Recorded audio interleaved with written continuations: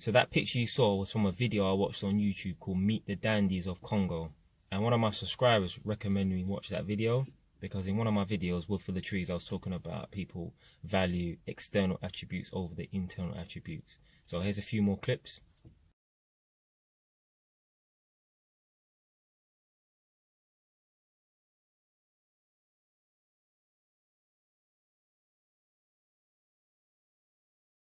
So those clips were pretty much self-explanatory, but if you don't understand what was going on in those images, then I'll just quickly explain it.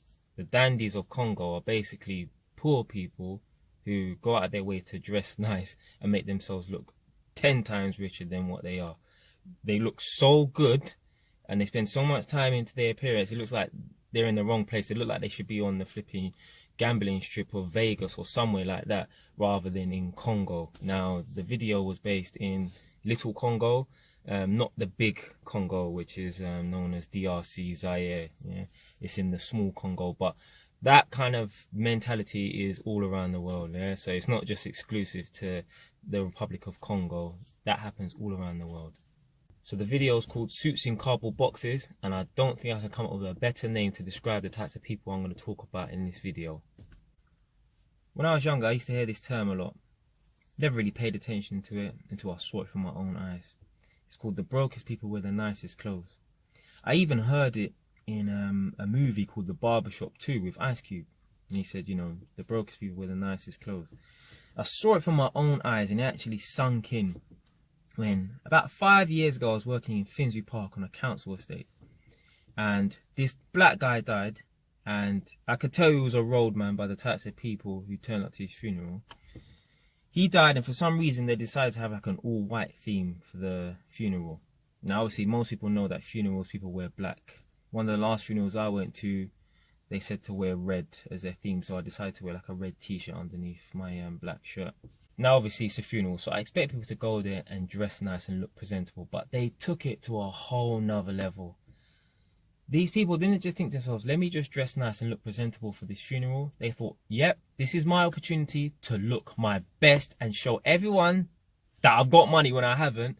So what they did was they took out all these white cars. Now, when I say there was about 10 white cars on this road, they filled out the road. They weren't just some average white Nissan Dukes or whatever, Mercedes, BMW, Audi.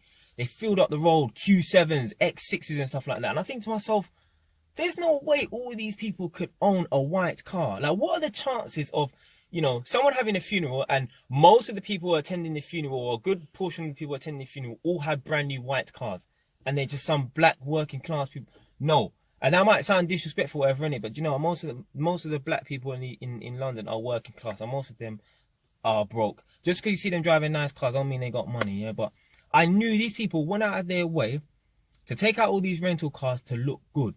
And it's quite disrespectful as well, because a lot of people, maybe not just black people, but a lot of people use funerals and events like that to just go there and look good and try and find, you know, sexual partners and stuff. And maybe you can, you know what, you can go and do that. You know what, you can go and do that at someone's wedding or christening. Fine, go and pretend to look good if you want, if you're some fool. But don't you dare go to someone's funeral and look your best to try and pull a potential mate. No, that's disrespectful. I would hate for anyone to want to do that at my funeral. Now, it probably will happen because that's just general human nature. But it's disrespectful that the people thought to themselves, do you know what? This guy's funeral is coming up, so I'm going to put on my best clothes. I'm going to take out the best looking car I can get, whatever. And I'm just going to go there and try and stunt on everyone. And the thing is as well, what made me laugh, I saw one guy I know from Wood Green, and he drove past in his banged up old Ford Fiesta. And I saluted him for two reasons. Obviously, I know him, and I thought to myself, yeah, that's good. Because you knew what type of thing he was going to. You knew what the type of mentality people were going to have, but you still thought to yourself, no, I don't care about turning up looking all amazing in some BMW M4 whatever. I'm just going to go there and I'm going to drive my beaten up car to pay respects to whoever it is. I don't know if it was his family member or a friend or whatever, innit? And I like people like that. I like people who keep it humble. I don't like people who try and portray a false image because it's being fake. But I know why people do it. I know why people feel like they really, really need to look better than they are. For one reason and one reason only. They are fake. Only the fake people, only the insecure fake people feel like they need to put out this image of being better than what they are. They can't you know, settle, or they can't just live with being, you know, living within their means. They have to put out this image that, oh yeah, I've got all this money, or I look this way, because they feel like they feel like if they wear certain clothes or drive a certain car, they have this presence, which is just absolute garbage. Like, I don't know how people can really buy into this lifestyle, but I know why they buy into this lifestyle. It's because they're easily influenced. They watch TV, they watch people like Jay-Z, Kim Kardashian, and, you know, the Housewives of Atlanta and all these stupid programs, and they look at these people who have got money and think, I need to portray that type of lifestyle. They do it, sort of. They wear the same clothes as them and stuff, but they go home to a cardboard box and they have lots of debt, and they wonder why they can't progress. Instead of being humble and think to yourself, yeah, let me invest in property, let me invest in that, and then eventually one day I may be able to lead a lifestyle that is similar to that. But they can't see further than their nose, and all they see, that you know, that is the ultimate broke man's mentality. Oh, thinking about what short term. Oh yeah, I need to look good now. And instead of thinking to themselves, let me be humble, let me invest my money, and then in the future I can look that way. But that's how broke people think. Broke people think, let me look good now and not think about the future. Rich people, people who are going to be wealthy, think to themselves, let me invest my money now and be humble, not wear trashy rags or whatever. Just look good on a budget or whatever, or look good within your means, and in the future, then I'll be able to splash out. Once my investments have, you know, made me a good return, then I'll be able to splash out on the Gucci and that. But the broke people, they think Gucci now, instead of thinking Gucci tomorrow or whatever. I believe it was my younger brother a few years back. He said that his friend's dad, now we live in a broke area, yeah? People in my area don't have money like that, yeah? People in my area, most of them are from humble beginnings, yeah? His dad had a Ferrari in a broke area. So basically, I think the house was like a semi-detached or detached house, and he had a Ferrari that was gated off, obviously, on the drive. And I thought to myself, what a flipping idiot. Why are you going to live in a broke area and drive a nice, amazing, flashy car like that, when you could sell that car and go and live in a more, you know, higher class or whatever area and look more mediocre? But there are some people, they will actually rather look rich in a broke area than look mediocre in a rich area, because they feel like they need to stand out. They feel like they need to be better than people. And that's like the ultimate insecurity, when you feel like you need to be better than people. The only person you need to be better than is your past self. You need to be better than yourself. You need to be the best version of yourself. You don't need to be better than Joe around the corner or Mrs. Jones across the street. You need to be the best version of yourself. But that is the kind of type of mentality I'm talking about. Suits in cardboard boxes. Obviously, yeah, that guy has a bit of money because he can afford to run a Ferrari or whatever. But he's stupid because he's living in a broke area, driving a nice flashy car, but his children go to public school. Like, you're not investing in your children, which is, that's bad as a parent as well. You know, there are some parents in the world, and it's quite sad that this happens. It's quite sad that they have this type of mentality. They earn like quite decent money. You know, they're not floating above the water, and they're definitely not sinking and drowning. They're just treading water. They're just above the surface, yeah? And instead of investing their money in the right places, what they'll do is they will brand new car outside, a brand new BMW, Audi, Mercedes, or maybe a cheap Porsche or something outside, yeah? You go in their wardrobe, 15, 20,000 pounds worth of clothes, bags, trainers, hats, jackets, everything in the wardrobe, everything. All the designer brands that you know, they got that, yeah? There isn't one designer brand that they don't have, yeah? Look in their child's bank account, £0 or 0 pence. Furthermore, some of their children don't even have bank accounts that their parents haven't opened up, because their main concern is, let me show the world that I've got more money than I have. Let me show the world that I've got more money than I have. When they ain't got two brain cells to rub together to think to themselves. And they don't even live in their own property. They just live in a council house or whatever, innit? So what they could have done is, what they should do is just scrap all of that stuff that they've got in their wardrobe and invest it in either, because they say, oh, you know, I love my children and stuff like that. You don't love your children. You don't love your children if you got a nice flashy car outside, all these nice clothes and garms and jewelry and trainers and jackets and hats and stuff, and your children have got no money in the bank.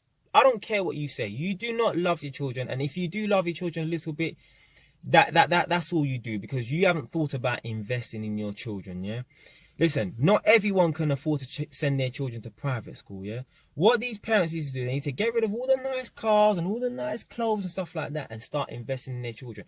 Even if they cannot afford to send their children to private school, instead use that money to invest in a property. So at least in 20 years time, the children will have some property. They will have something there that they can have, you know, like not just flipping clothes that their parents have bought for them. But it's the ultimate broke man's mentality. The ultimate broke man's mentality is, let me look good now instead of let me invest some money and in the future I can look good. Because all a broke person thinks about is what's happening now rather than what's happening tomorrow or in the future. The other day, this girl I know came down from Exeter to see me. Now, Exeter's like a 4-hour journey from London, and I thought to myself, this girl's gone out of her way to come down to see me for the weekend. Let me not just take her to just mediocre restaurants. Let me take her to somewhere nice. So I tried to book her a table at Lockham, which is in Woodford. Lockham's the type of place where all like the fake people who haven't really got money go there and try and look rich and stuff and tell the whole world that they've been there. But unfortunately, the place is fully booked, so I couldn't get a table there. So I thought, okay, where else can I go? Because she bought a nice dress, and I thought, well, this is an opportunity for me to put on some nice clothes and go out to a nice place for once. So I ended up taking her to a place called Tarshish in Wood Green. The same thing, it's just like Lockham, where all the fake people go. Now I've gone in there, and people are just, it's one of those places that people are like looking, oh, who's that? I walked in with her and people are looking like, oh, who's that? I didn't even pay them no attention. I could see the heads turning and stuff, but I just sat down at the table and I didn't even look around. Now she was looking around and she said, Jay, this place is just full of women. It's one of them stupid places women and some guys go to, but a lot of women go to, not because the food is good. The food is just like any other Turkish restaurant in London, yeah, like Kervan or Gokuzu or whatever them places are. It's just the same, but because it's got a reputation for people who have got a bit of money going there, all the girls want to go there, and it's just stupid. They have this gold kind of like, I don't know if it's like a wall or some kind of fountain thing that says Tarshish on it. It does look really nice, but a lot of women go there just to take pictures. And in the reflection, I can see a few guys taking pictures in there as well. And I was looking at them, and listen, if you're a guy and you go to Tarshish and you take pictures outside this place, you know you're gay, right? You're gay. Yeah, if you're a guy, you go to Lockham and you take pictures outside Lockham and say, oh, hey, I was here, you're gay. Yeah, no, I don't want no one telling me nothing else. But why do people feel the need to go to certain restaurants? Not because they want to go there to eat nice food. They go to certain restaurants to look good. I'll tell you why. Because they're fools, that's why. They feel like they need to impress the world. They feel like they need to tell the world, I was at this place. You think the girl that I was with wanted to take any pictures there? Or she did take any pictures there? No, she's a grown-ass woman. That's for flipping children. And these people who are doing that are also adults, but they got a child's mentality. But that place is just stupid. It's just for those fake, pretentious people who think they've got money and they feel like they need to show the world, oh, I was at this place. I don't get people who are like that. But as I said, the world is full of Congo dandies, and I'm probably going to start using this abbreviated term called CD. So if I mention and I say someone's a CD, you know, that means that basically they're a Congo dandy, which is someone who they try to look like they got money when they really haven't. So if you like the video, subscribe. If you don't like the video, change your station.